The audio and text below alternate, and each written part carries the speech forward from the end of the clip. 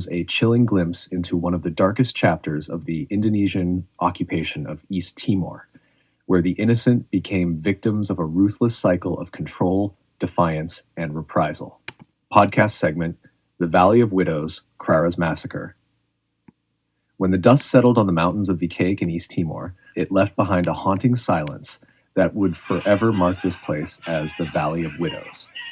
This was Kraras, a small settlement forced into existence by the Indonesian military and later decimated by its own hand.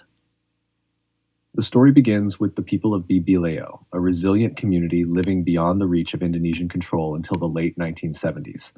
Captured and relocated by the military, these people were shuffled like pawns, first to Bikek, then to Kraras in 1981, a settlement meant to serve as a tool of control.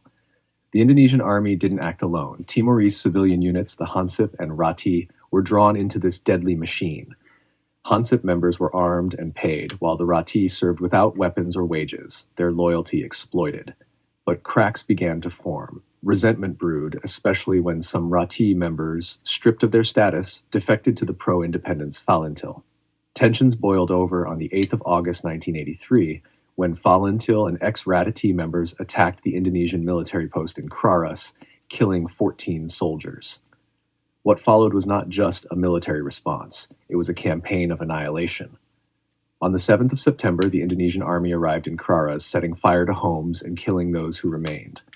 But the real horror unfolded in the mountains, where the army hunted down the fleeing residents. On the 16th of September, up to 55 villagers were taken to a pit in Karobalu and executed. The next day, in Tahubain, 141 men were shot dead.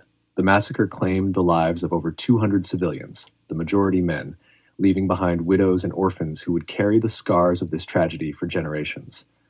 The very land, once a symbol of forced relocation and survival, became a graveyard, a testament to the unchecked brutality of the occupation.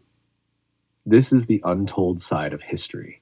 It's the story of lives lost, of a community wiped out under the shadow of power and greed. But it's also a story that shaped the identity of those who survived, widows, children, and even figures like Hercules, whose paths were forged in the fires of such unimaginable suffering.